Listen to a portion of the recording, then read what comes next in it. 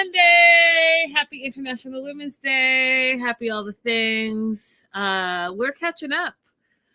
You guys might be surprised to see us on a Sunday, but we are catching up on all things before the 90 days. Season 8, episode 6. Pressure is rising. All I know, Abby, is that as I was thinking about International Women's Day and I was watching this episode, I just it was a lot. It was a lot. It was a whole lot.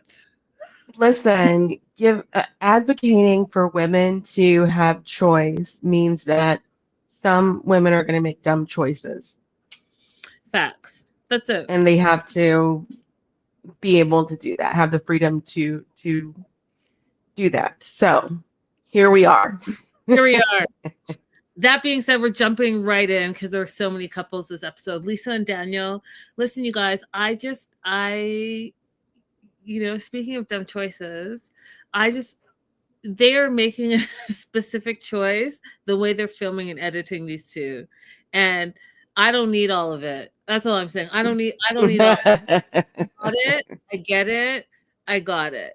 So we left off with Daniel proposing to Lisa, will you marry me? And literally my note says OMG.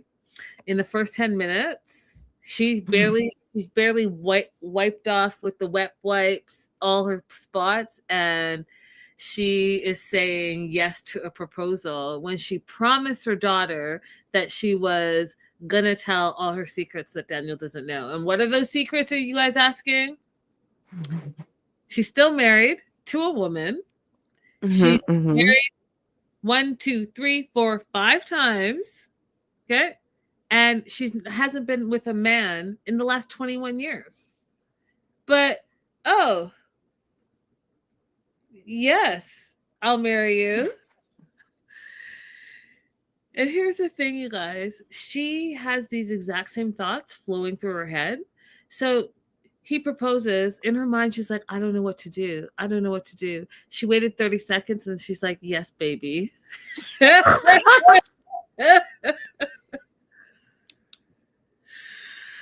Like, okay. They celebrate with dance, traditional African dance and music. And then these are my notes. So I'm just going to say them. The constant gross kissing is just, it's too much for me.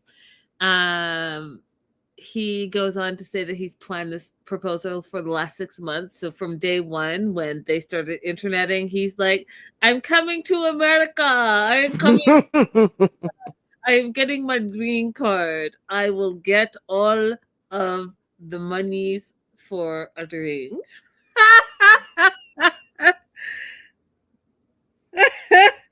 Oh my God. Shout out to the live chat. Hey, Becca, Kimberly, and Devin.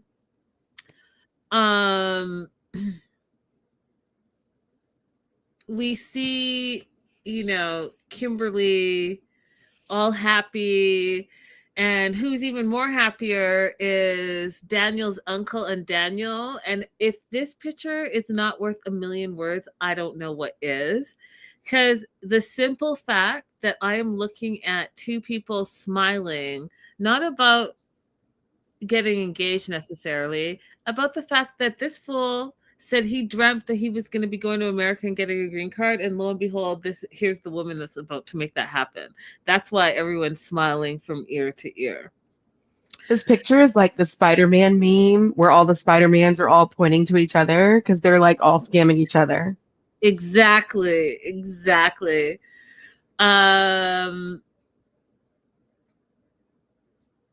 He calls Lisa his God-given gift that he has been preyed on. And, I know a lot of you are spiritual. It's Sunday. I did church. I did the whole thing today. And I said, how dare she bring God into this? How dare he bring God into this and say, God said, this is your God-given gift. And that, oh yeah, you prayed that you were going to, on your mom's best wishes, that you were going to marry a white woman from America. Like, just stop it. Just he said, the good Lord works in mysterious ways.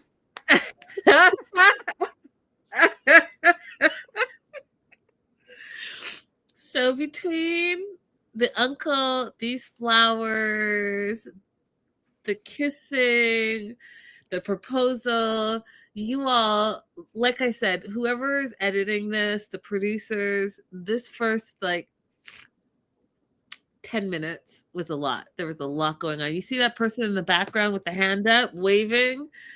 That is like, God, if he can do it, I can do it. I just know that when Daniel told the producers that he was having dancers and singing, they probably were like, oh, yes, Fact. yes.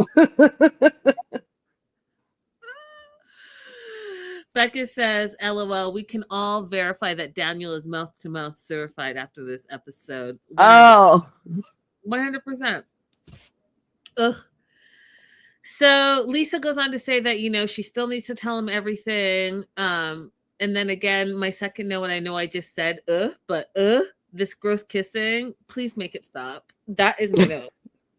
Because it didn't stop. It didn't stop at the airport, Abby. It started again in the car or the ride share or the taxi, whatever you want to call it. It was just like, just make it stop. we're just in both of their mouths. Oh.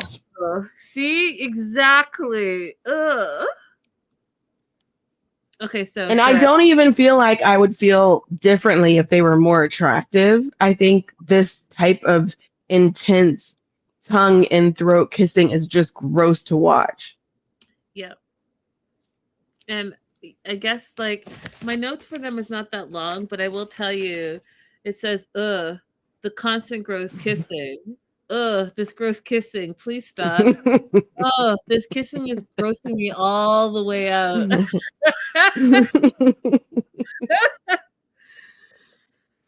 He goes on to say the reason why he's kissing her that way is he can't resist her.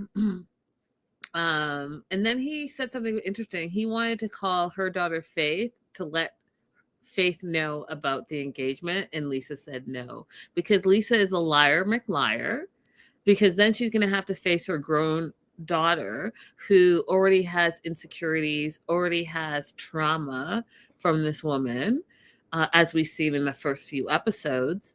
And then, you know, she's going to have to say, hey, I lied to you. I did tell you I was not going to get proposed to and accept the proposal on this trip. I did tell you that I would tell him all my secrets before he even decided to propose. And lo and behold, she didn't hold on to any of the things. But I think we already knew that about her. I think. Absolutely. And I feel like Faith knew it too, because she hesitated before she even answered the question when Faith made that request. Exactly. She is incapable of caring about her daughter's feelings.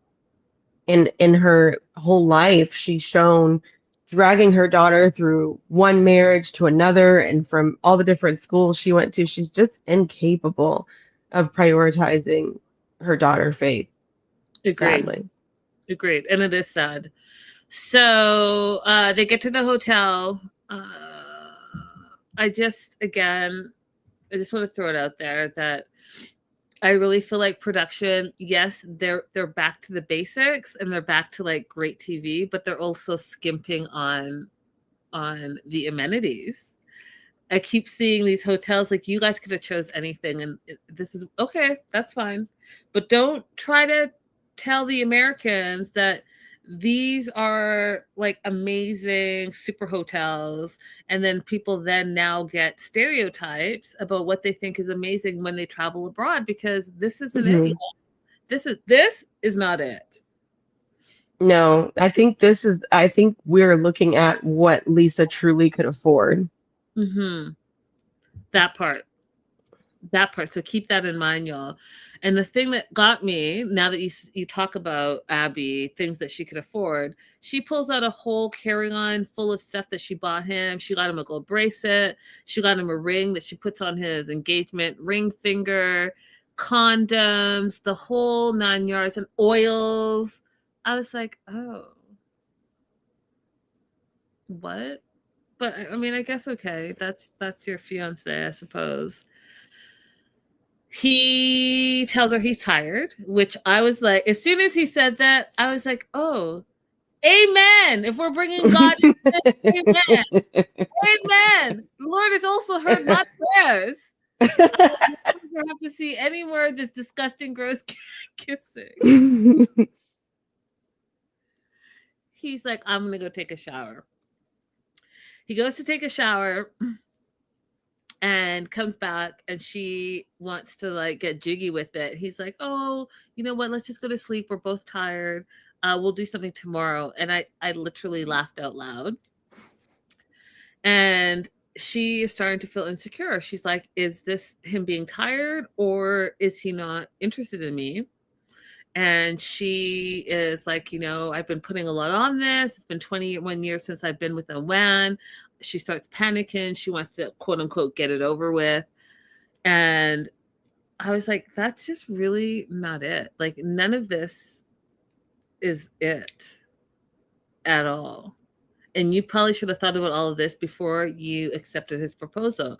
That being said, the other thing, Abby, that just tore me apart, as most of you guys know, and this just attests to that. Whatever you feel about Daniel, either way, guess what? Guess what Daniel did? Daniel didn't even travel. He traveled from his home city, right,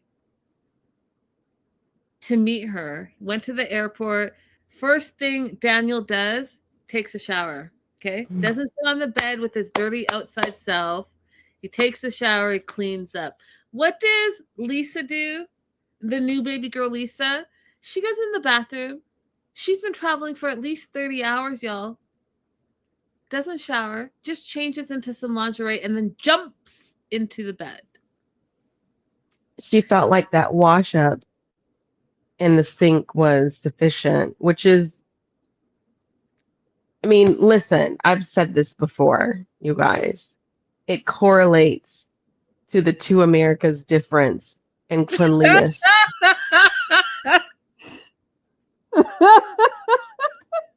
There is one America who feels like taking a swim in a river is a wash for the day, and there's a separate America that doesn't feel that way and uses washcloths.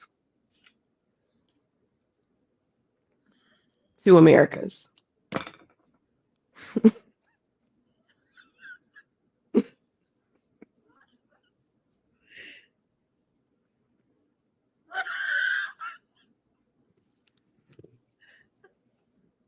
There's an America that washes our legs. There's America that doesn't. Okay?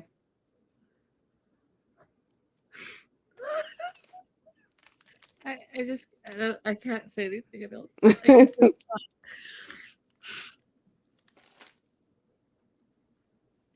He just says, let's go to sleep. And I'm not mad at him. She feels rejected, but I would also feel grossed out that, you know, you didn't shower. Yeah. Yeah, this would have been a time we need to call in, oh, what's his name? Not Brandon, what's his name? Greta and whoever Greta was with, the you stink guy who was telling Greta you stink 3 times. Oh yeah, her man. Call him in and be like, Lisa, you stink. That part. That part.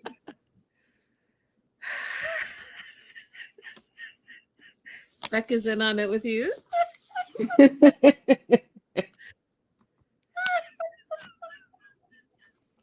Becca's over here on this America. Oh my God. Okay. Do you want anything else before I move on from these two? I do want to say something else. Okay, I do want to say something else. Two things, actually. I'm listening. I need to send you a copy. I need to send you the picture of my washcloth from my first day out in India. You guys, I just got back from India a week ago.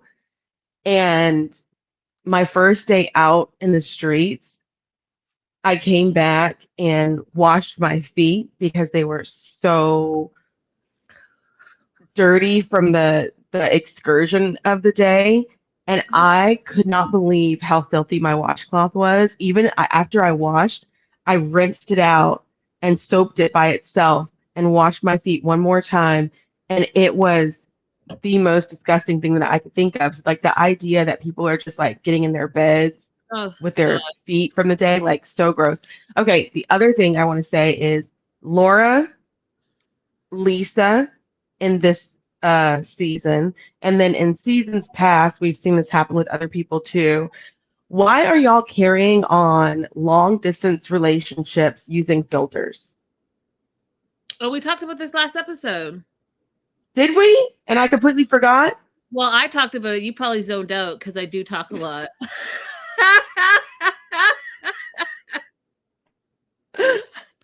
I'm sorry.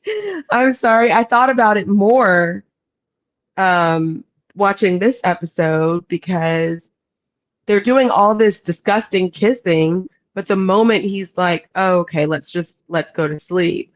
All that disgusting kissing is negated because she's insecure about using all those filters. The filters and the lighting and all the things. Yeah, agreed.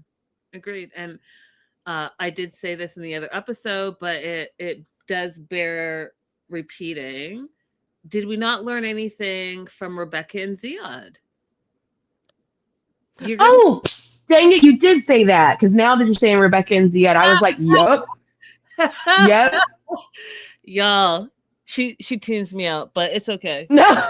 My friend tells me that I talk. A lot of people tell me I talk a lot, including my mama, who I love dearly. So it's okay. I do listen to you.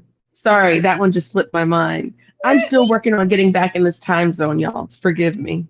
That's why I was asleep, you know. Yeah. Whew. Okay. Let's right. go. I'm ready. You ready? Are you ready? Hashtag washcloth game. Yes, I am. All right, we're moving on to Lisa and Beer Can. Beer Can. And here's what my notes said. And for those of you guys that watch us regularly and know Abby and I, you know a little bit about us. And so you can imagine on Sunday, International Women's Day, I start off with Lisa and Daniel, and obviously I had some things go on. But then I had to go into Lisa and Beer Can, and right off the bat, it's right into a cat on some random's shoulder. My note says no. I'm not ready for all of this. How are you bringing me disgusting, and then meow.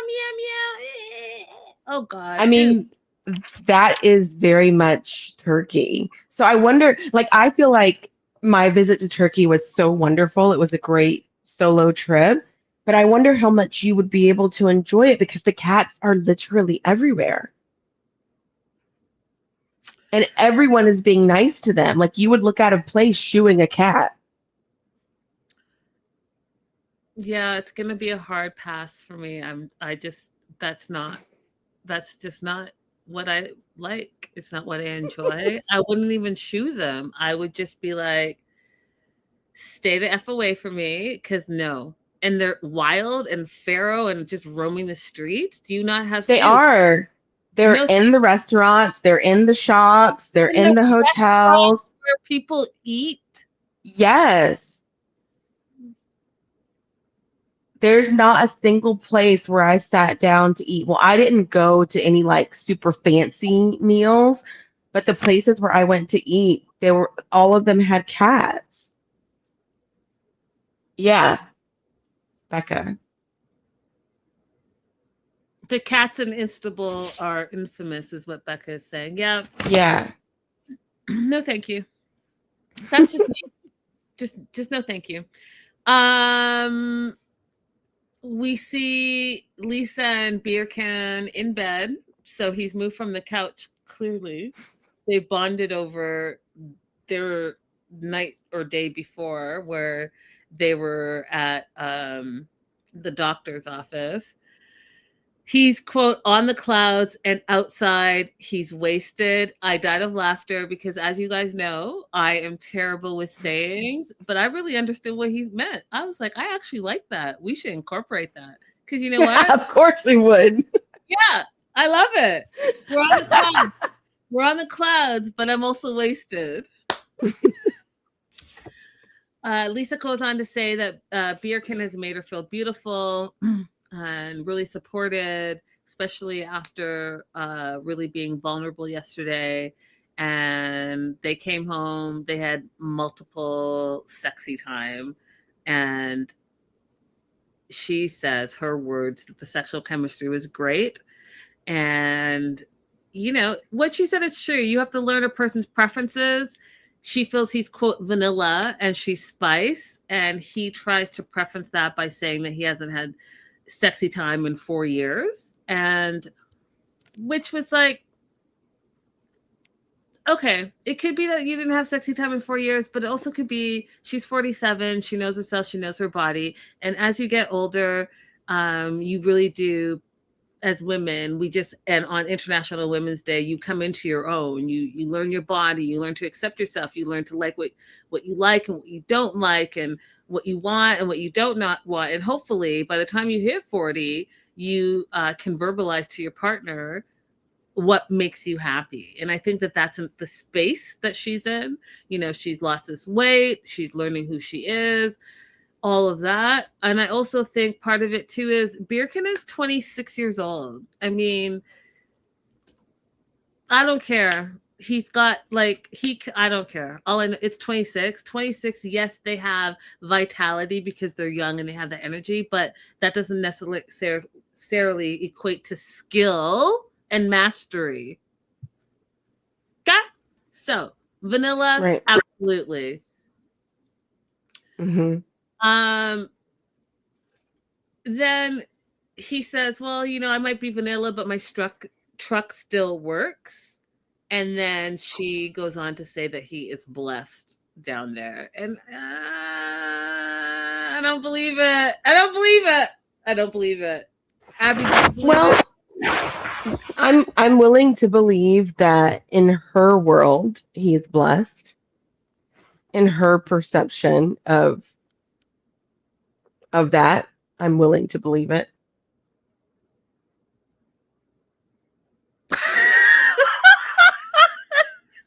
Abby, you are on a roll today. I could not. You are on a roll today. You're on a roll to today. Americas.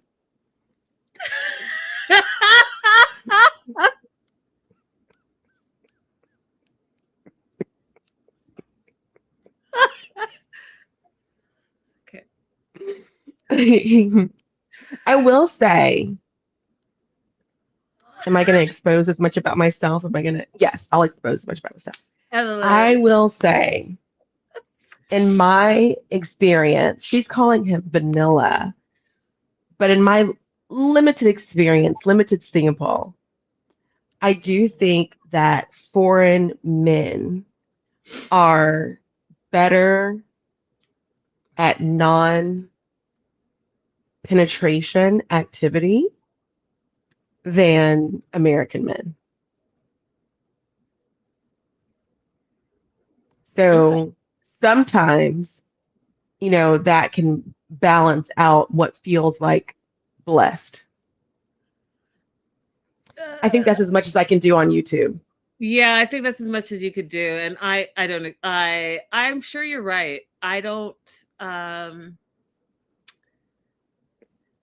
yeah, no, it's going to be a pass for me. You're going to need to be magical in all the ways. You can't, when someone is extra blessed, in the way that you're saying, it tells me that they are going to be trash in the other way. And I am not, don't waste my time. Don't waste my time. Because that can only suffice for so long. Don't waste my time. I already told you one major thing about me. I will get up and walk away. And I listened to that story and I remember it. Abby. Yes, because the first thing I've told you guys about myself outside of Okay, the other thing that I really enjoyed was they were in Lagora, which was like an old town. And my note says, I love it. I love the dance part. I love the history. I love the food part. So he, meaning beer can, explained this Sophie. Oh, look, I'm pointing. Oh, it does work. Okay, so Sophie Islam, which is a meditating dance.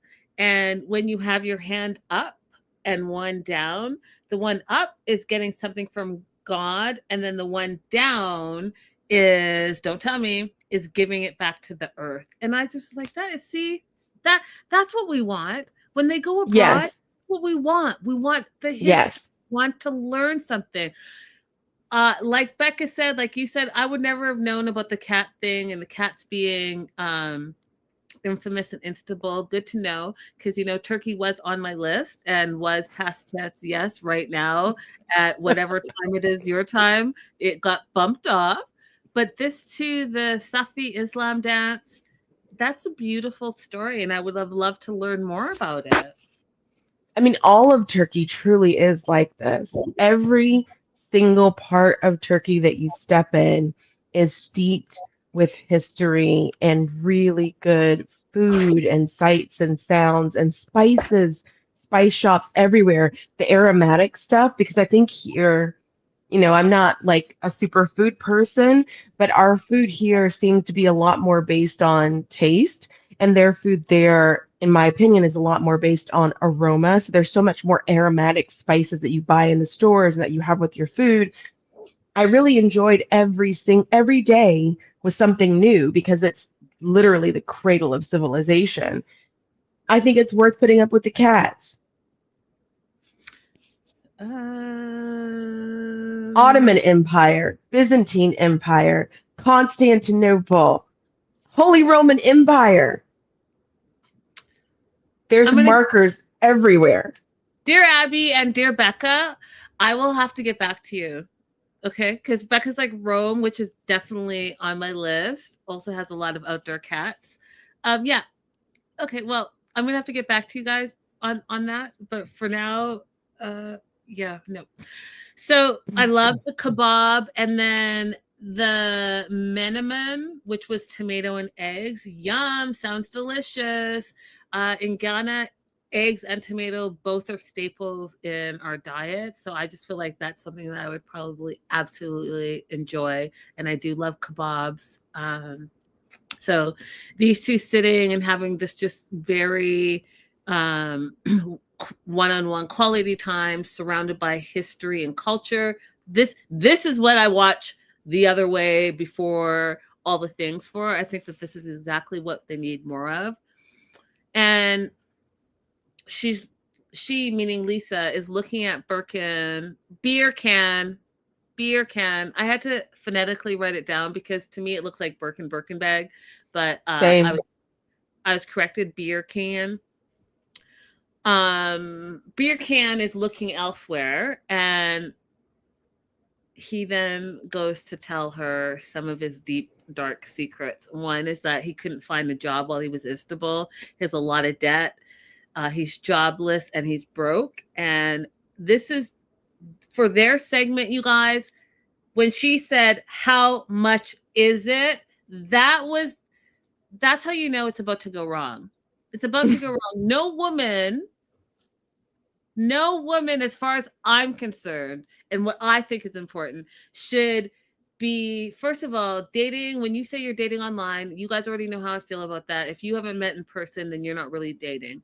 So then you put in 6 months of online quote unquote dating. You pay for your trip, you pay for the hotel, you come down to meet your significant other, air quotes, who has no job, has a significant amount of debt, and is broke, and then you're saying how much? Because guess what? Are you taking that debt on? For what is the prize in this situation? What are you getting out of this? Because it couldn't be me. I'm sorry, it could not be me.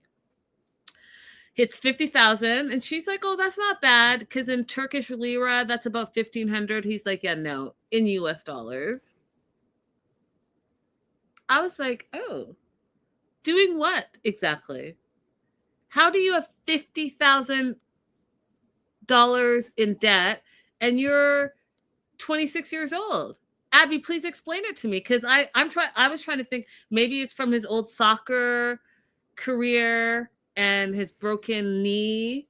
Like, what? I mean, I have over $100,000 in debt, but that's um, college loans, and I have Yeah, two you're different an attorney. degrees. But You're an for attorney. him, yeah, for him to gather that much debt in US dollar, my concern is who the creditors are. Like, my next question, if I was even going that far, my next question would be, who do you owe this money to? Because if the creditors are also in the United States, then obviously that's going to affect any ability of us to have for us to have a future. How does she not ask the And if question? maybe she does later, that would, I mean, like, maybe she's just shocked right this moment at the actual amount. But the next question, if she's truly trying to make this work out, needs to be, who are the creditors? And if the creditors are US creditors, meaning that that debt will exist when he comes to the United States, if he comes to the United States, um, why would you agree to take that on? Because that is a ridiculous amount of debt to accrue when you know that your income is lira. And you don't have you don't have a higher education, you don't have a skill, like you're not a mechanic, you're not a carpenter, you there's nothing tangible that you're walking, at least from what I'm seeing right now in this episode, Hmm. nothing tangible that you're walking away with. I'm trying to figure it out. And the fact that she doesn't ask him any more questions blows my mind. And then he says it's not a big deal. She feels betrayed because he wasn't, quote, forthright online. Again, girl, stop it. He wasn't forthright because you guys are online. You think it's a red flag now. You should have asked the appropriate questions. And you should not think that you're in this deep, deep relationship with someone you've never met in real life. They're not going to tell you all the things. So Beer Can doesn't care though, because he feels like it's cool. He plans to leave the country and his debts behind because guess what? Just like Daniel, he's looking at Lisa. The two Lisas are green cards. Ching ching. So one of the things I wanted to ask you though, Abby, because you mentioned this quite a few times, um, he says he's not worried. It's not a big deal. He's waiting for the right time. And the right time was now because he plans to go to America and that will be that. So he can leave this debt here. And you said something quite a few times, actually. You said, like, why do people want to and I'm paraphrasing, but why would people care about their debt if they're not going to be in the country that their debt exists? And I still, just because I have a banker mom, I know, especially in the Western countries, I don't know how it works in the rest around the world, but if you're in the West, you can be American and your debt will follow you to Canada. It's all, the banking systems are all intertwined. That's Yeah. why that's why when you guys see, I don't know, I watch all the true crimes, but when you see people that are fleeing to Mexico or they're fleeing to Toronto, and then they start using like their Canadian or their Mexican information, they get tracked because all that is intertwined. You might not be Hmm. able to use it and per se in the way that, oh, I established credit in this country, so I think I'm going to have the same great credit. And no, it doesn't happen that way. But they will track you and say, oh, you were trash. Oh, you owe so and so and so and so. That's what's going to follow you. So I just think it's interesting how people think, oh, I can just do whatever and I can peace out and call it a day. I mean, when I blow this joint, meaning America, depending on which country I go to, I may or may not care about my debt. Listen, sitting right here in front of you now, I don't care about my debt. So, I had 1 year, you guys, when I first graduated from law school, I was paying $1,000 a month on my school debt. And then I did that for 5 years. And then I went to Mexico for 1 year. That 1 year, I deferred my payments for that year, came back to the US, and the interest on each one of my student loans compounded so much that it was like I didn't make those payments for the 5 years at all. Oh my And gosh. since that time, yeah, since that, like I've paid over what I borrowed already. And so since that time, I've been like, well, it is what it is. It just exists where it is. I don't care whether it gets paid back or not because I can't keep up with the interest on it. That's why I say I don't. That's why I say I'm sitting in front of you not caring about it right now. But depending on which country I go to when I blow this joint, I'll care less. Okay, especially if I know I'm not coming back. If I somehow think I'm going to reintegrate into life in the US, then I should care about it. But if I feel like I'm not coming back, I don't care even more. Then I don't care. Yeah. I mean, I get that. I do think that, I don't know. I just think that without getting political, I just think that the student loan system in the United States of America does not set up students for success. And if you are not already part of the 1%, then you're taking out student loans and they expect you to pay it over and over and over. And then you wonder why there's a lack of attorneys, there's a lack of doctors, there's a lack of engineers. Is because, you put all in, 10 years of schooling in, and then you have hundreds and hundreds of thousands of dollars of a debt. And how are you? Anyways, don't get me started. So I get what you're saying. So Lisa's worried that Beer Can is going to burn through her money if and when he comes to America. And this is it. All I have to say is it says starred in my notes, green card and her money. Seems legit to me. Yeah. Well, his inability to get a job. Okay, let's as if we're analyzing this for true purposes, right?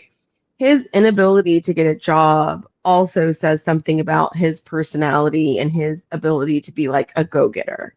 Like you couldn't find anything that you could do to make money to support yourself.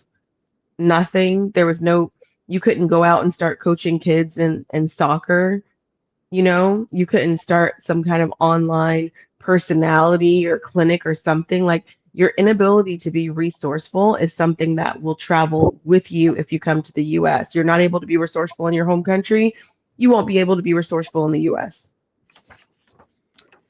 Yep, I agree. And the last part that was alarming to me was when he said that Lisa might be a little alarmed when she finds out what he did and does do to make money. Because then I was like, oh my God, is he a gigolo? But then, he just finished telling us that he hasn't had sex in 4 years. So I'm curious. And live chat, if you're watching the replay and you aren't ahead and you already know, guess or give us your guesses on what you think he does to make money. Abby, do you have any guesses? I mean, I thought the same thing that you did along the lines of like, fetish content, maybe selling some feet pictures or something like that. Yeah. So let us know what you think. But yes, he does something because he is unwilling to just freely share it at the moment. Anything else you want to add before I move on to Annalyn and Jovan? Yeah, let's go on to dumb Jovan.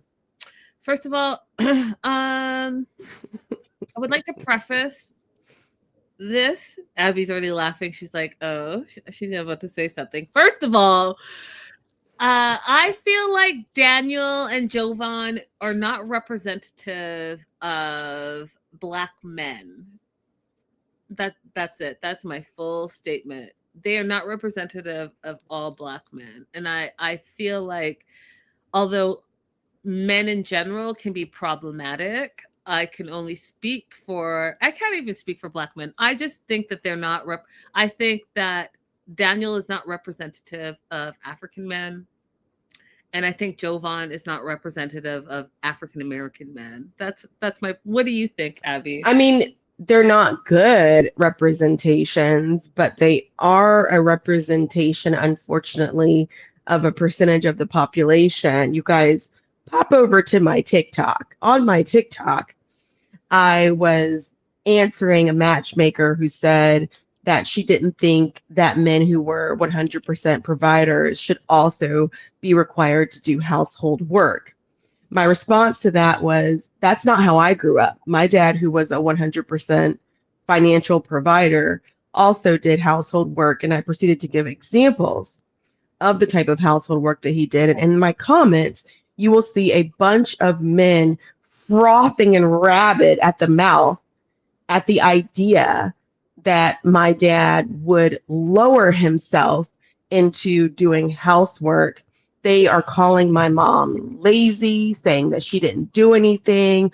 Why should my dad have had to provide and also do housework? No matter how I explained that it was a joy for him to be a father and a partner and to do certain things with us, his kids, that my mom depended on, and to help in the kitchen and to help in the garden and all these things, they refused to see that as partnership and instead decided to, some people just say like, some mean things. And some people even made digs like, well, that's why he's dead now. He worked into the grave. Like, the comments are horrible. So unfortunately, there are men like Jovan out there in the African American population, and I'm not talking about these are bots. I looked at the accounts that made these comments who don't understand what partnership means, don't understand what fatherhood means. Luckily, I didn't grow up like that. I saw something different, but Jovan is unfortunately not a good representation, but not an outlier. That sounds terrible. I'm sorry that happened to you. Yeah, I just think Jovan is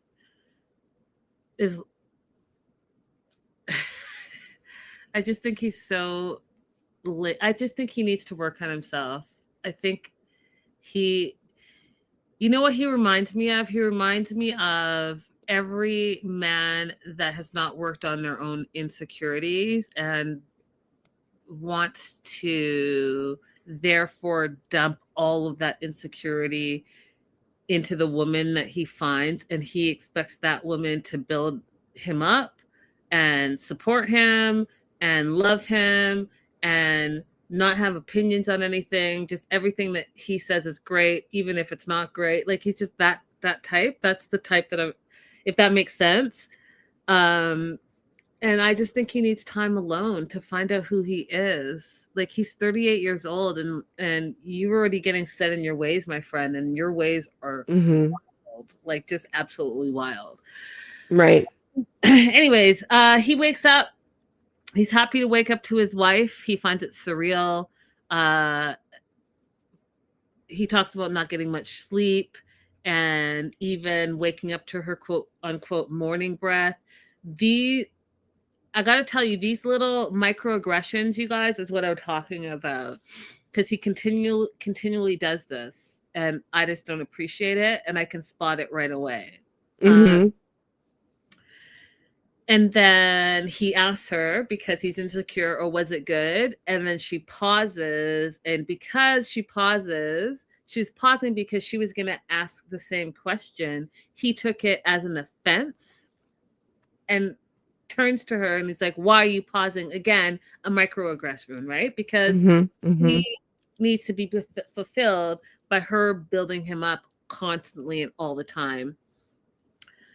They decide they're going to go for lunch, and Bicola is her hometown, which we knew from before. And what we learn about Bicola is that they do everything very spicy. That's part of their food and their culture. She's super excited to show Jovan her culture. She's taking him to a local eatery with authentic Bicola dishes. Taro leaves, spicy food, chilies, even putting red chilies on ice cream. She's from there. That's what she wants to show him. She feels, and she's not wrong, that most American food is bland, and when Abby talks about the two Americas, I'm talking about the other America as well, because both Americas, some of us season and some of us don't. Although, I was thinking about this as she was saying it, and Uh-huh. she would probably find My America bland as well because like we still don't use like peppers in that way, the way that she does.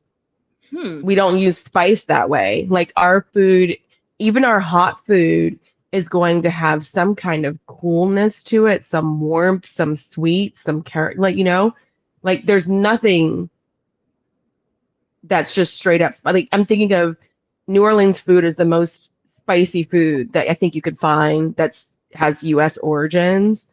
That's not like completely foreign food. And even the spiciest of jambalaya is still going to have some warmth, to it, some sweetness to it.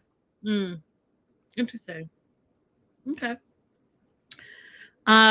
She wants to know if he can handle the heat. His face told me everything that I needed to know. It turned red, bright red, and he could not handle it. And then when they had the second dish, she called it, quote, level 2, and it was literally too hot for him. He said his mouth and his stomach was on fire, and he's hoping that the rest of the food was not going to be like this, as he's drinking his water and burning up. And I just said, LOL.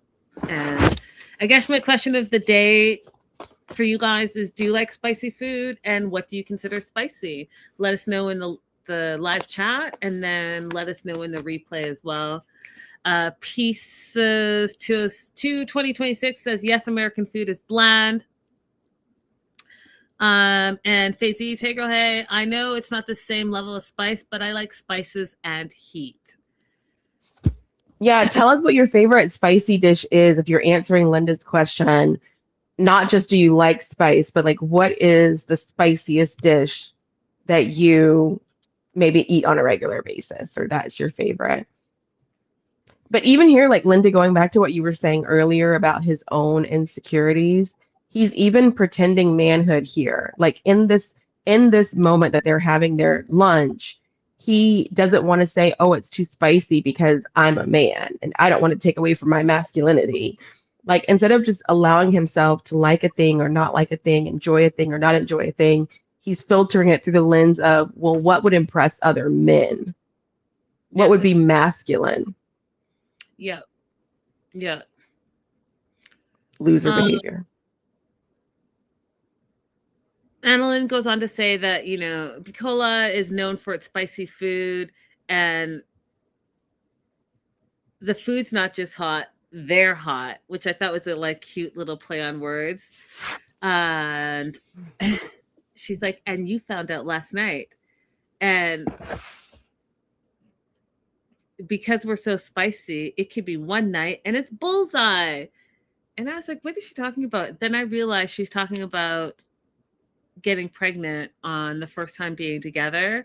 And come to find out that they agreed when they never met before, and they've been on this online relationship for 6 years and married online in a Zoom for 3 years, they decided that it'd be a good idea that they get pregnant immediately, because she says she's almost 40. She's always wanted to have a kid. So they're going to have a kid together. You know how asinine that sounds to me? I But was instantly irritated. Instantly irritated. Let me tell you why I'm instantly irritated. Because people come to me after they do this dumb shit, get pregnant on, a holiday. And they're like, I can't be separated from my partner. You have to get them to the United States. Pregnancy is not considered a medical emergency that allows you to expedite your immigration applications. It's not. It never will be, nor will pregnancy complications. So when you do this dumb shit and get married or, whatever, have a fiance that gets pregnant out of the country and you want them to be able to hurry up and come to the US, you're complicating your life unnecessarily.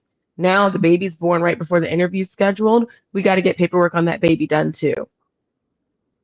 It's just it's idiocracy. I can't stand when people come to me and do this and want me to fix the dumb things that they've done.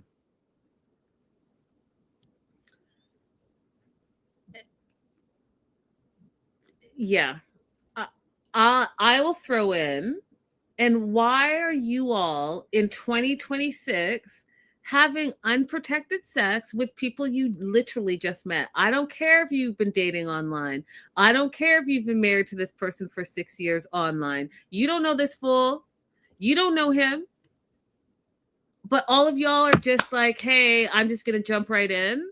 Did you guys even have a discussion about your previous partners and what that looks like? Did you even have a conversation about, like, are you like clean? Are we going to go and get tested and make sure we're all on the same page? No, you're just going to jump in?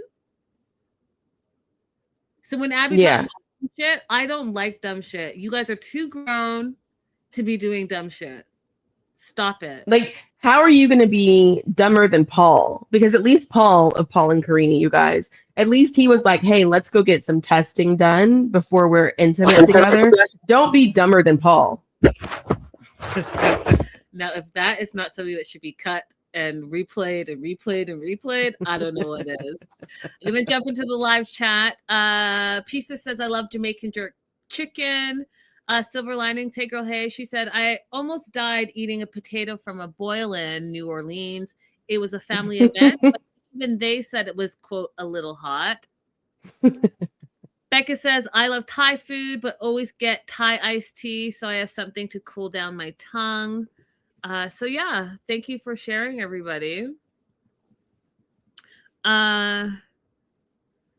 Did I get Faisy? Faisy says, spicy dishes depending on what I'm eating, but I like eating raw jalapenos. Love that. Wow. Love that. Raw jalapenos. You could probably be on like that show about addictions. What show? Eating raw jalapenos. You know that show where people eat like glass or baking soda? My Strange Addiction, that's what it's called. I don't see what's wrong with eating raw jalapenos. You put a little raw jalapeno on your salads. And even you guys, if you could, you like shave the jalapeno on some vanilla ice cream, it will change your life. That's interesting. Jovan says, okay, if you're pregnant, don't worry. I will figure out a way that I can get here and I'll be with you. And basically, we'll raise the kid together. Annalyn looks at that as a slight to her. So if you had a kid, you can get here, but it took you 6 years to get here just for me. Like, make that make sense. Do you love this fictionary kid more than me? Why did it take you so long to visit me here in the Philippines? And listen, that is absolutely a valid question. It's valid. Either you're saying this just to say it, and she's going to be a single parent and you're going to come every 6 years and think that that's okay, or there's something wrong. Like, where's the disconnect? I thought she was valid in saying that. Yeah, and it would only get worse, honestly, if they had a kid, because he's already complaining about the money that he sends you now. Oh, we're going to talk about that shortly because that pissed me off. Blue Panda says that they like Nigerian food. Nigerian food, yes. If we were talking about Nigerian versus jollof, Guinean jollof, then I'm going to have to let you know that although Nigerian jollof is amazing, if you've not tried Guinean jollof, what are you doing with your life?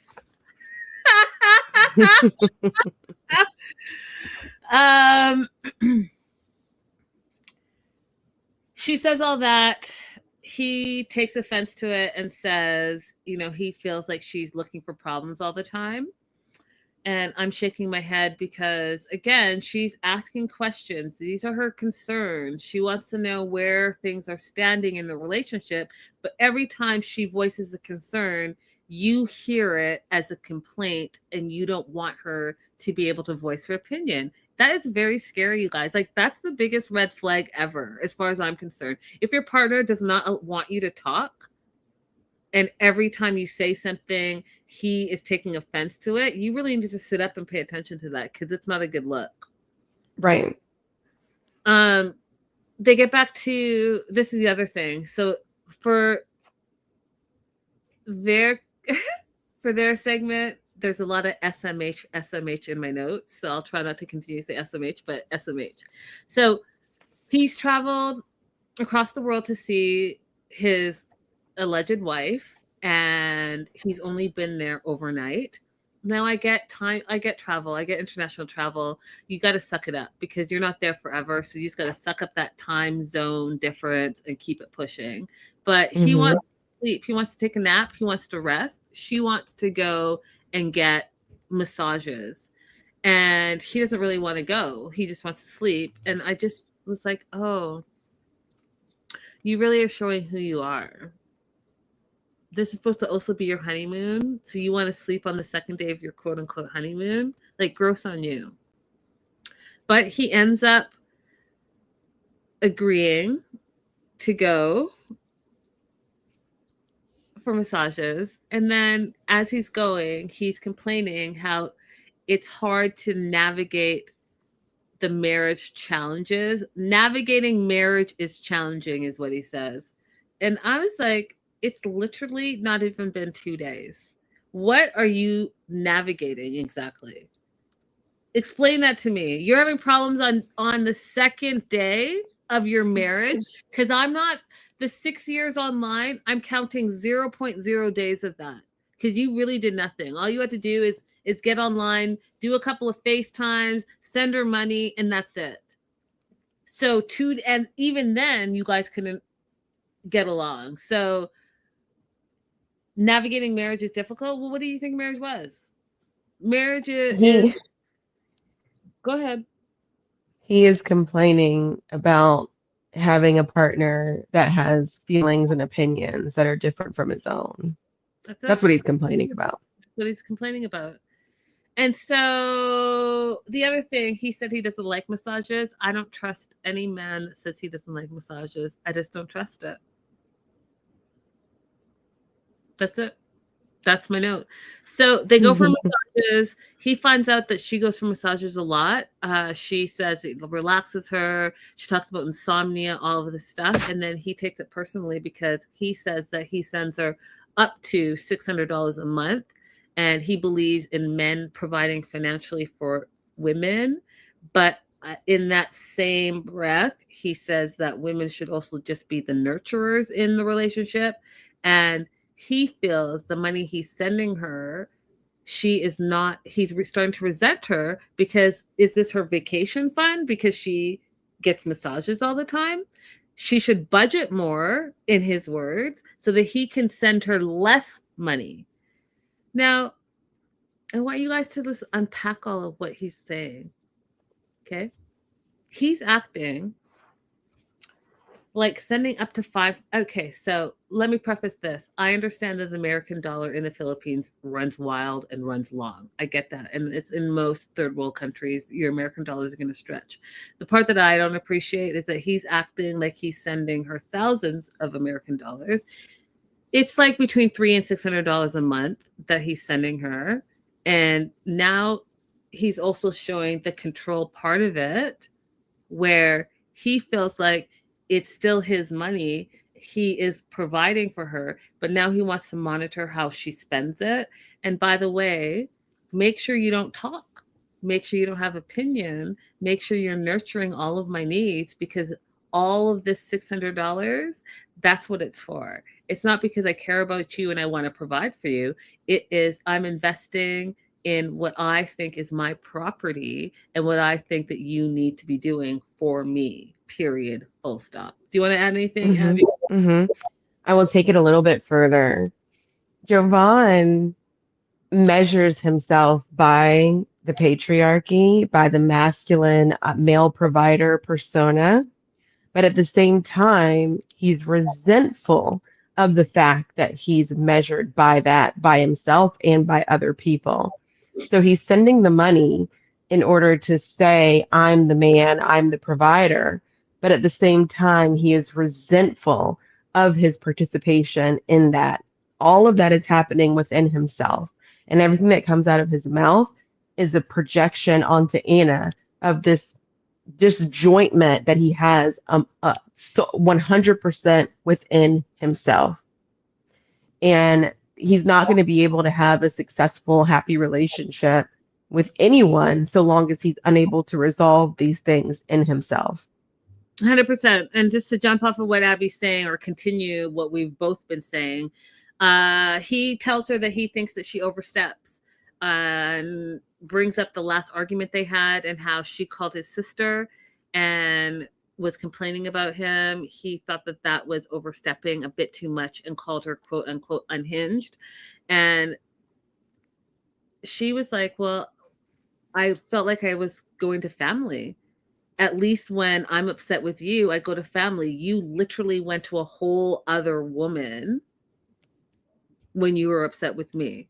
And if that does not summarize what I've been saying, what Abby's been saying, it's insert any woman who can stroke his ego and validate who he thinks he is as a man. That's it. That's all he cares about.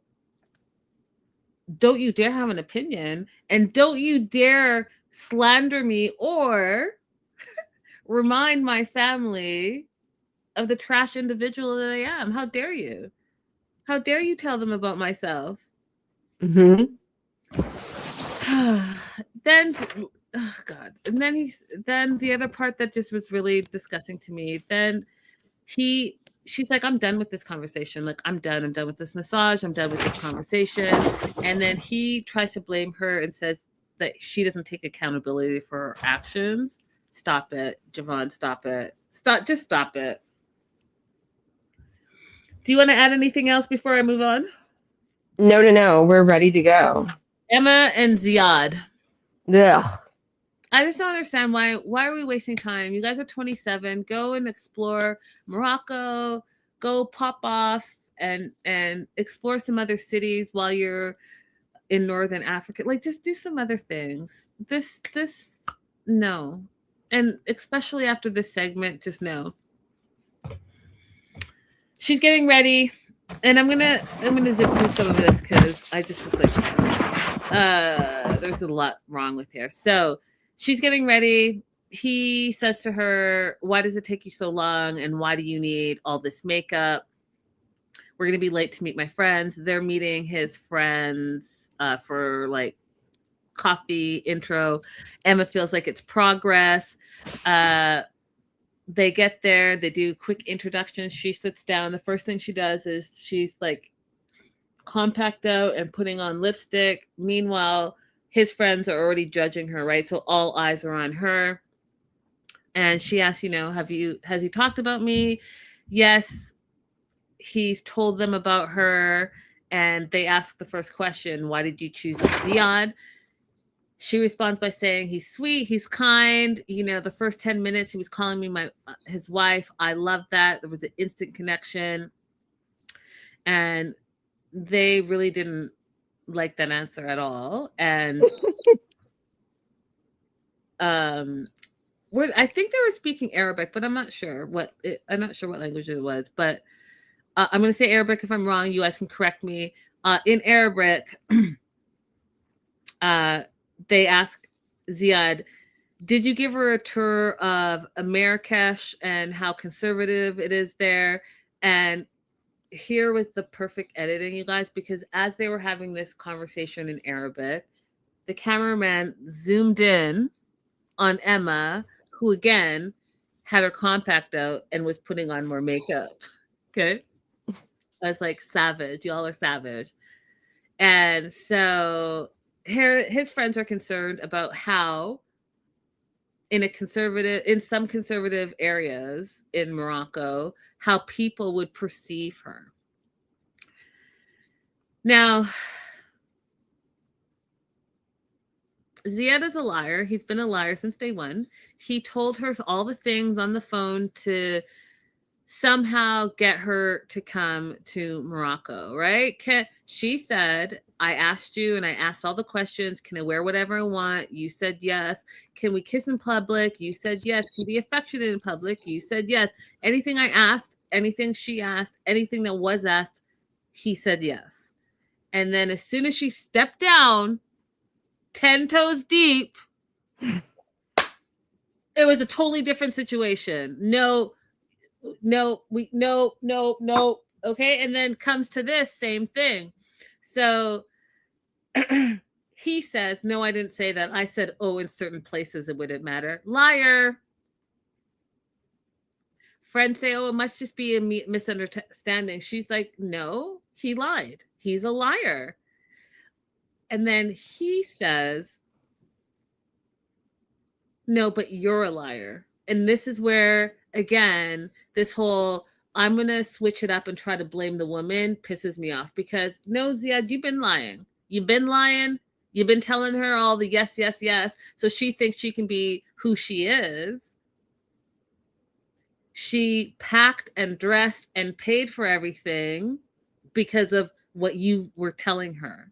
She gets there and all of a sudden you're switching up the game. And now you're calling her a liar because your feelings are hurt because you found out that she was breaking up with her ex-boyfriend, and now you're making it seem like she was a cheater. And so you said that she lies. Then you go on, and this is a blew my mind. Okay. I do also hate this. I do hate when I'm talking and someone interrupts my thought. So I do hate that. And she does that a lot with him, but she does it because he gaslights her. And it's hard for her to hold her mouth closed because she knows she's being gaslit. So he's gaslighting. She's like, but no, no, no. So he calls it disrespectful because she interrupts him when he talks.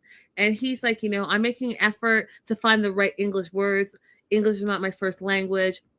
And when you stop me, it makes me forget what I was trying to get out there. That's a valid point. But don't forget your part in it, Ziad. Your part in it is you gaslight her all the time. Right. You're trying to find the right English words to lie more. And if you were having a regular conversation, I bet she'd be listening because she wants to hear what you say and she wants to get to know you. But when you're gaslighting her, yeah, it's going to be hard for her to not say anything back to you. That being said, he tells his friends that she was in a relationship, and meanwhile, she was breaking up. She was in the midst of a breakup when she started talking to him, and he's like, so she's a liar. So they were like, oh, you were with someone when you were talking to Zia? And she's like, no, I was in the midst of a breakup. If anyone's a liar, it's him, because he's on dating apps, talking to other girls, messing to other girls, telling other girls, come to Morocco, come to Morocco. And then he had the audacity to say, well, it's because I'm proud of my country and we are welcoming them. So she says, well, how would you feel if I was on a dating app and I kept saying to men on the dating app, come to LA, come to LA, come to LA? And he's like, well, no, because we are a welcoming country. No, shut up. Just stop it. Stop it, because you got played at your own gaslighting game because she threw what you said right back at you, and now you're mad about it.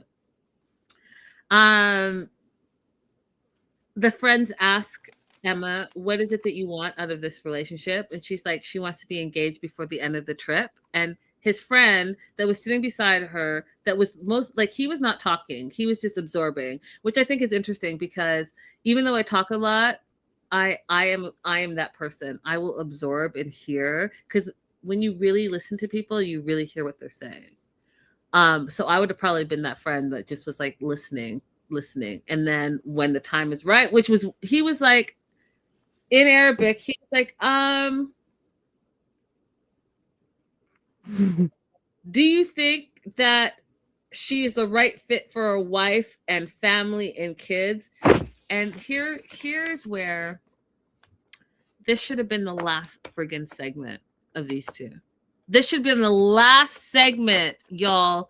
I should not see these two ever again, except for them going traveling on their merry ways.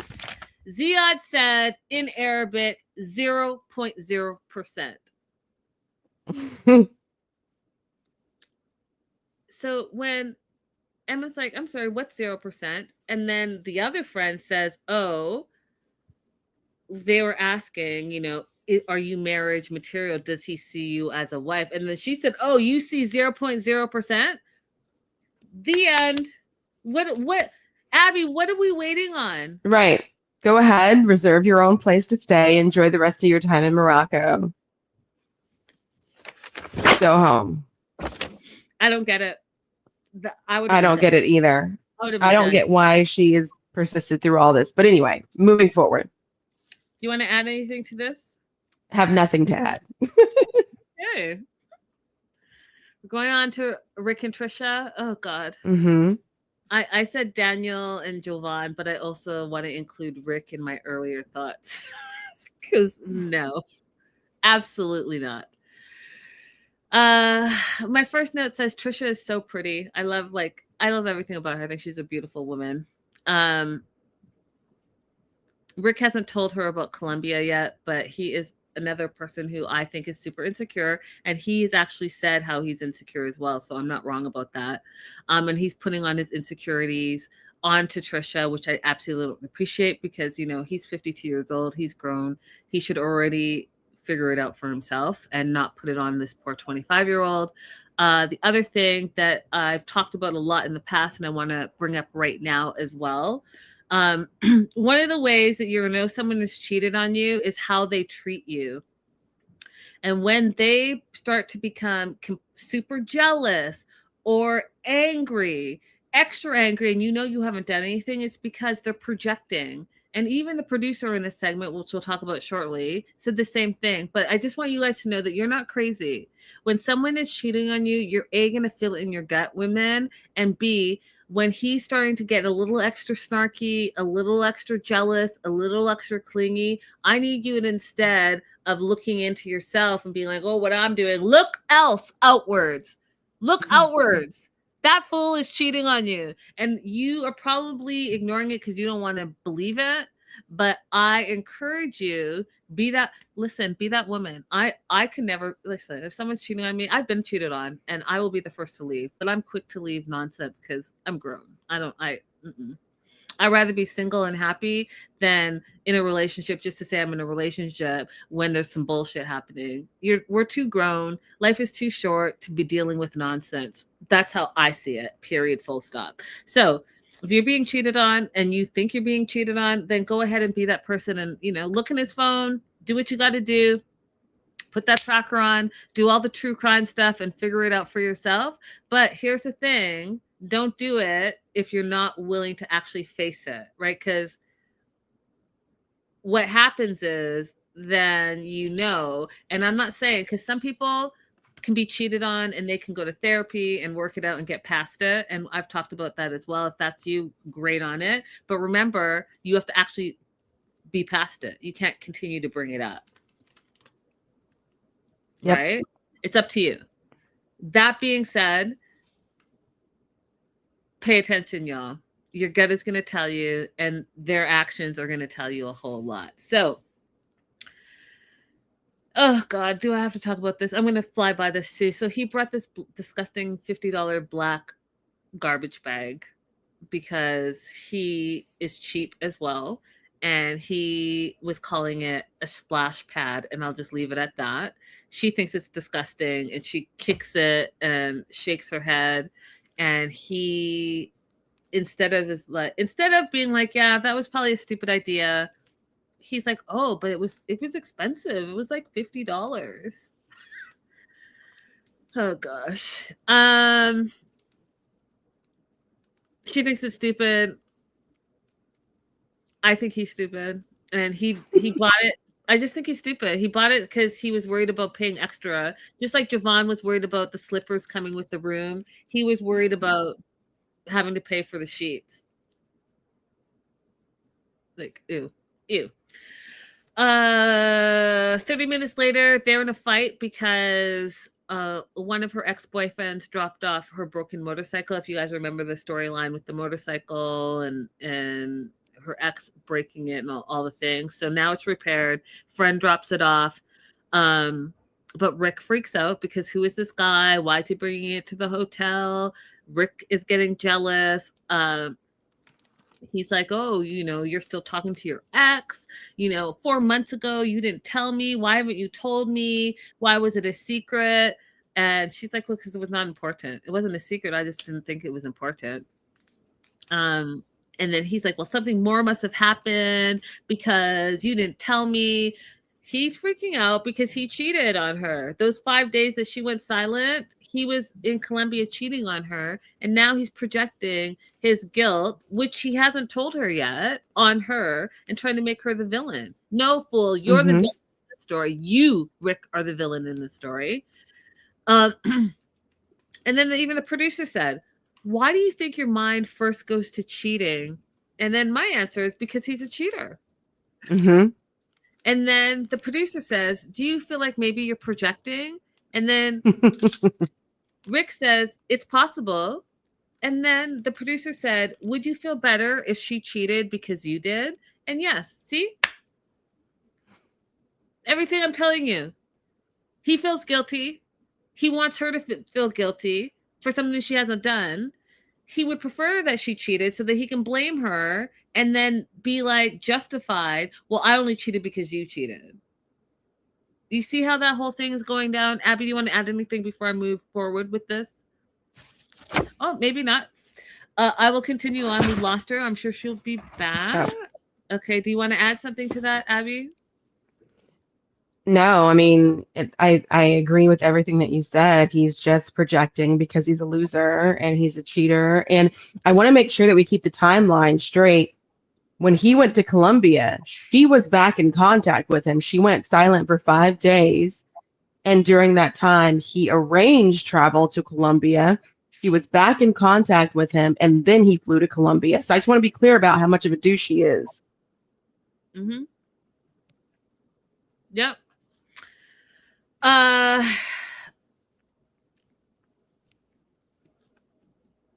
They go out for dinner. Love the fact. I wish they would have talked a little bit more about it, but they did street food for dinner, so they were doing like kebabs and shrimp and chicken and all of that. I wish they would have told us like the names in Madagascar because that would have been cool, but they didn't. Rick feels confused and irritated, and it's because he's insecure, and that's all it is. And he is projecting his insecurities on her. And then she just comes clean with him. She's like, yeah, my ex wants me back. That's why I didn't tell you. She said that she said no, and that she explained to her ex that she already has someone, meaning him. And it wasn't enough for Rick. Rick wanted to see her phone and her messages. So she shows him and says, do you believe me now? Because she shows how the ex was messaging and calling, and it was all missed calls and all non-return texts. And he's like, yeah, I guess I'm gonna I see the dates, I guess I'm gonna have to believe you. Now, one of the things that I do love about Trisha is that all the things I just told you, she's starting to feel them and she verbalized them, and she's like, you know, he's only acting like this if he's hiding something. So what if he's hiding something? Because I feel like something's going on, because he would only be acting this way if something was going on. And I was like, keep that energy, Trisha. Keep that energy. All right. So if you have nothing else to add, then I'm going to move on to Aviva and Stig. Yes, Aviva and Stig, I have some feelings and opinions. Okay. Oh, God. These two. Let me just, I have to turn my ringer off so it won't go off again. Okay, so Aviva and Stig wake up in the morning. These two again, or another couple that decided that they're going to have unprotected sex. You all don't know each other. That's on you. Just make wiser decisions, women. It's your choice, your body, your choice. But I would just be wise in 2026. I love you, babe. And your booty is showing, popping. Again, they use no protection. So I was just stuck on that part. Aviva feels like because they were intimate, she feels closer to him, and they hope to have made a baby last night because they are trying to have a baby. She thinks that Stig would make a great father. I'm just based on what? That part. I'm not gonna, like, I don't know. I don't, and none of my friends are like this. I don't, what facts do you have? Is it because you talked to him online? Like, you just met him. You know, not, you don't even know where he lives. Girl, what is a father? What is a father to you, so that I can understand what makes you think that someone that you have not met in real life would be a good father? Like, what, how are you evaluating what a father is? That part, I don't get it. Because, again, you don't know him. So they're gonna go to the studio. He wants to show her what he does for a living. He also wants her to meet his boys. They get to the Reef, which is the studio, and we meet again Perf and Richie. He introduces Aviva, the love of his life, and gets into the studio, and he does a song. And when I say, okay, so this song was trash. It was trash. He said it was inspired by Aviva and the sex that they had the night before. The song literally was, the sex was good. I want to breed you. You love me as you should. Yada yada yada yada. Now, the song was whack, and I will share this story with you because it's a true story, and Abby knows the story. I literally stopped dating someone because their music was whack. You cannot. I did, I know. But you know what? Ask Abby. Abby couldn't take it either. Abby was like, what is it that you, what is this that you sent me?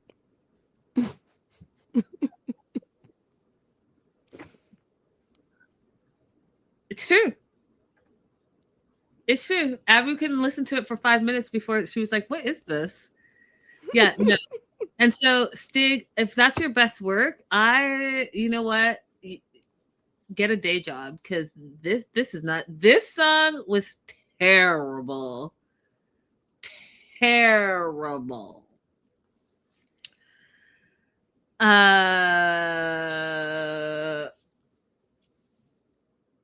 Friend, the producer friend, who's working the soundboard, who's also looks like he's like a little bit of a manager to Stig, tells Aviva that Stig is a handful. He's made a lot of mistakes in the past, and he wouldn't want to see those mistakes repeated. And then brings up Stig's ex from Texas and how much she damaged his career. And he's basically saying all this because he's thinking that he is advising Aviva that he wants no drama, because they have things to do, music to produce, and to elevate this guy's career. But what he has also done is spilled information that was not his information to share. And I don't appreciate that. And if you have friends like this, like, why bother having enemies? Because none of that stuff was to better this brand new relationship. It was, hey, he's terrible. Do you know how terrible he is? And do you know how much drama he has? And if it was up to me, he said, I don't think he's fully over of his ex in Texas.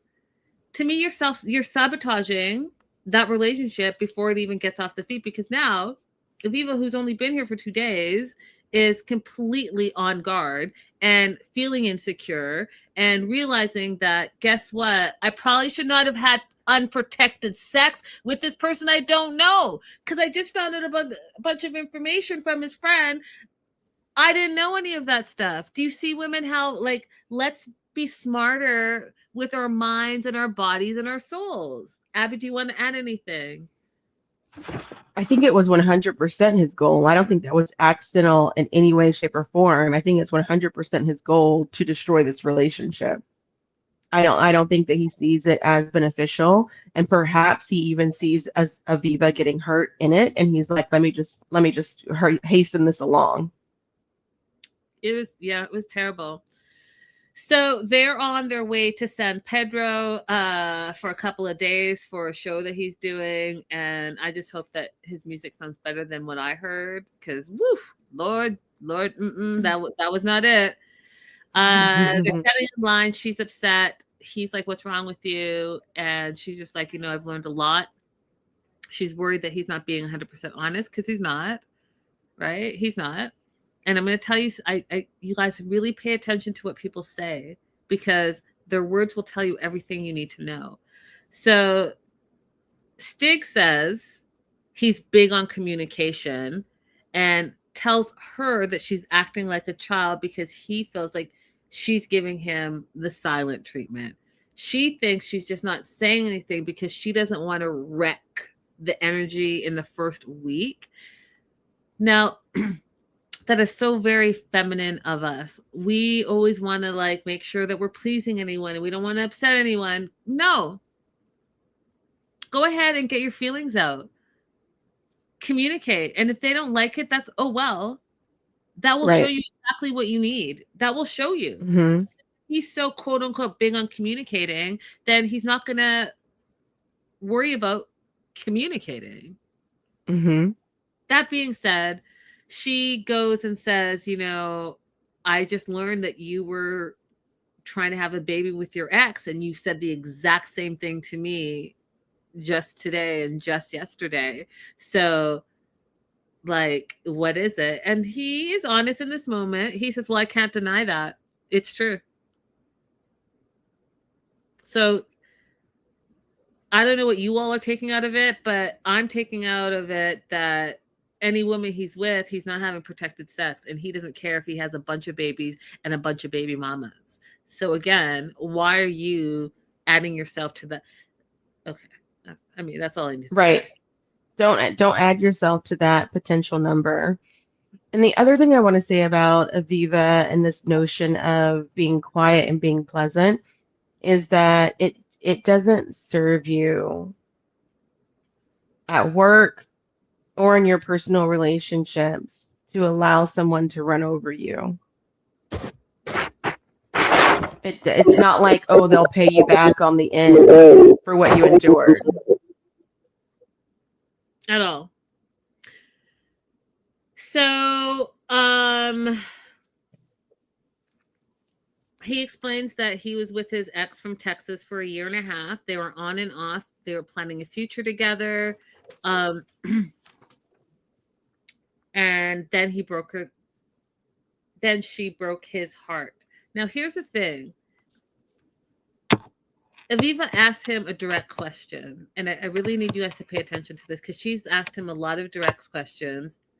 And for this question, are you over her? He doesn't answer. She asked, when you went to Texas a few months ago, you didn't invite me. Did you see her, the ex? He says, I went for Belize Day. I was performing. I was only there for 2 days. I didn't see family. It's not like that.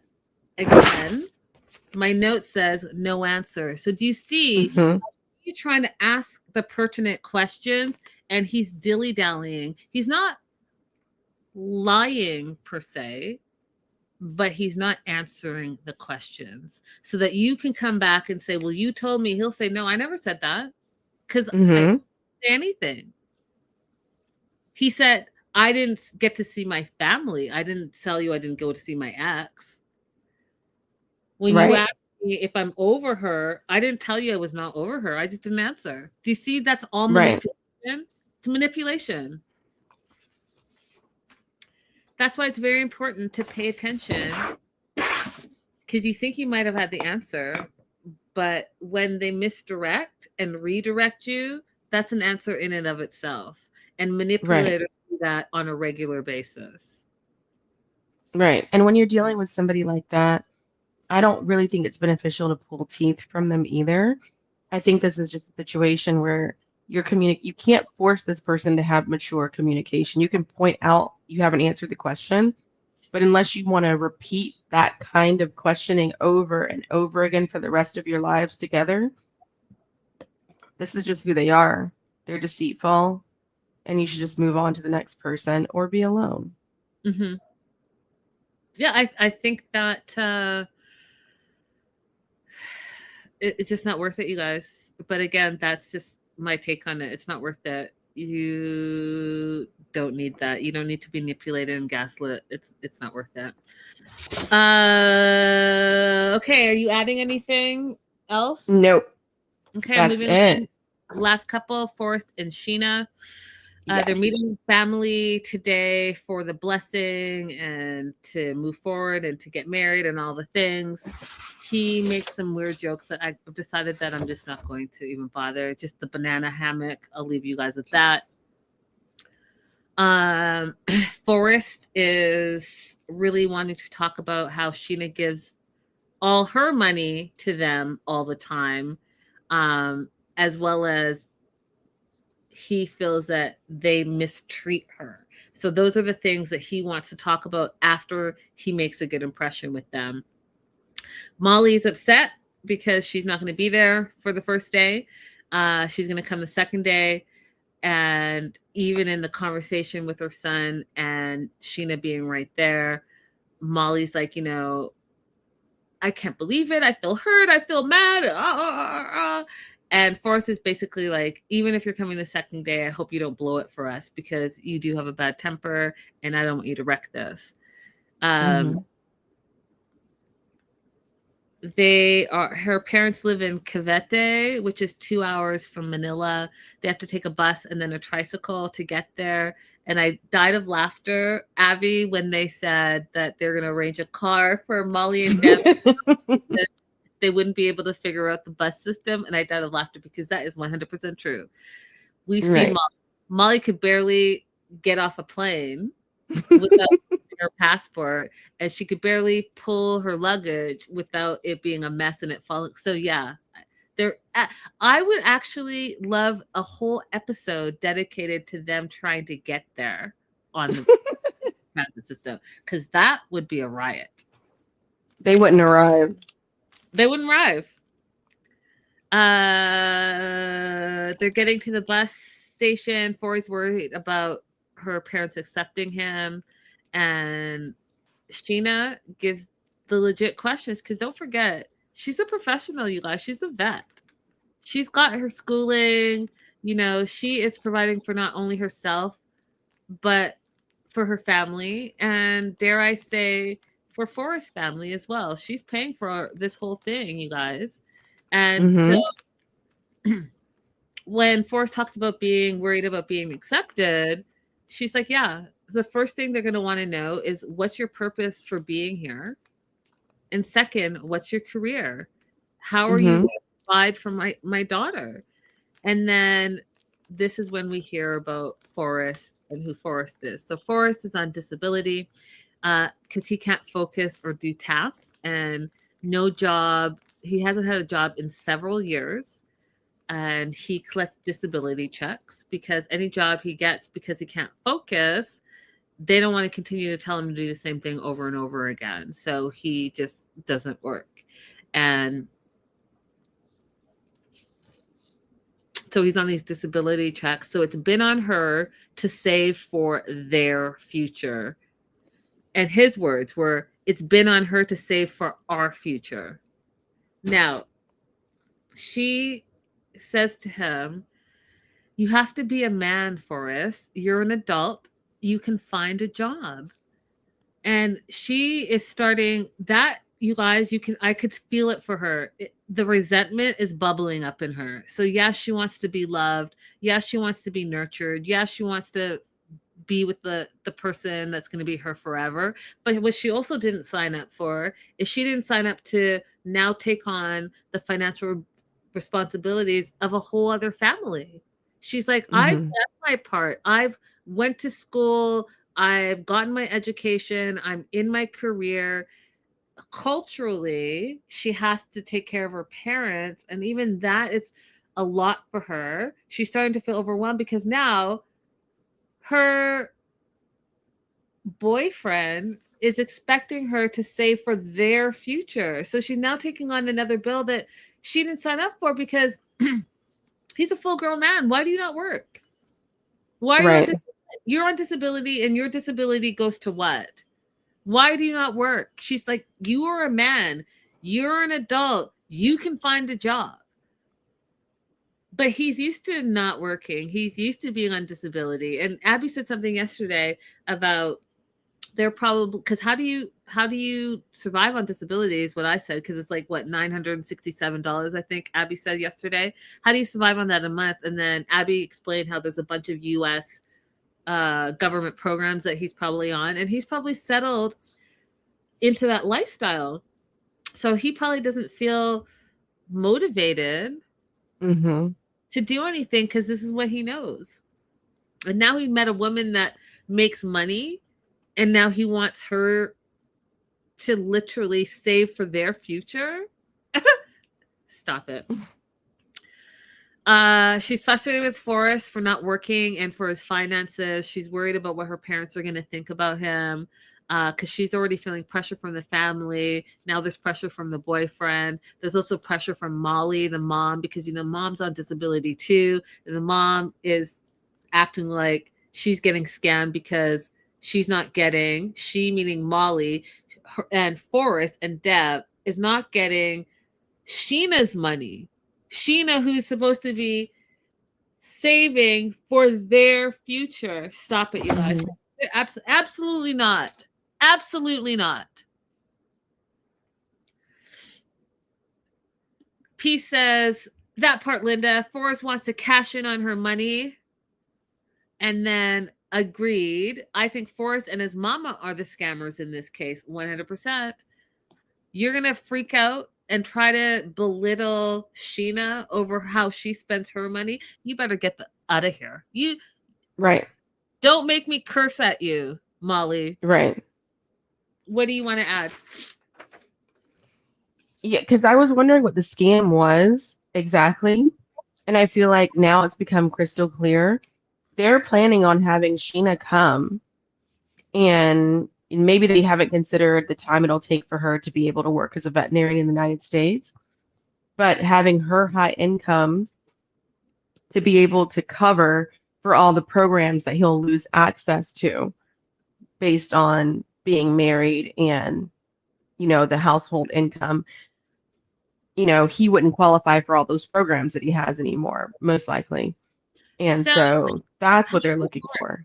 How does it work, Abby? Because I don't think, I mean, I guess you said, what was it, 15,000 for the year to be a sponsor? Yeah, that's the lowest one. Mm-hmm. Okay, so technically he's almost there. Technically he could sponsor her, but then once she comes and once she's able to work, he most likely wouldn't be able to recertify, for example, food stamps and Medicaid, right? So he needs an income that's high enough. Okay, so here's what's happening in my head. If he was to go out and get a job, let's say that he went to like a local fast food place, he would probably make around the same amount as what he gets in social services benefits. So for him, why work and get the same amount if I could just stay home and get my disability and get my food stamps and anything else that he gets, you know, in his estate, right?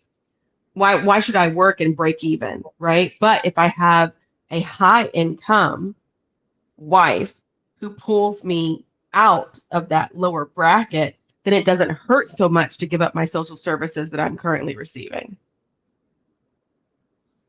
That's the scam. Now I know why Molly was in that group looking for a partner for her son. Sheena, girl, don't come to America. Girl, don't come to America, girl. Girl, you're in danger, girl. Danger. Yeah. And I understand that you really like him. It looks like you guys genuinely like each other. You're established. He's not. Why should you have to move towards the non-established person? He should have to move towards you. You're established. That part. And if you're gonna support him, then it's gonna be much cheaper in the Philippines. It's gonna be much cheaper. So go ahead and have him come to you, because he ain't got nothing to lose, because he's not doing anything.